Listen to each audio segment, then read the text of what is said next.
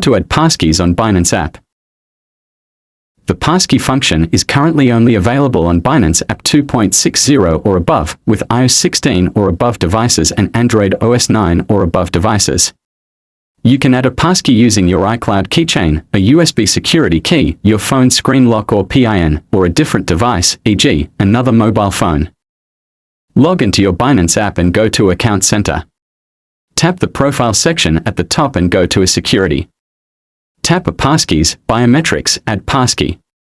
You might need to verify with your existing passkey 2FA device for the next step. You'll see a pop-up. Confirm this is your Binance account's email address.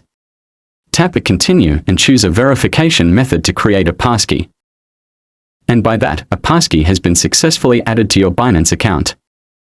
And that's all of it. So once again, I hope this been helpful to you somehow, and if yes, please like and subscribe. Also comment your opinion and experience about it. But that was it. Thank you.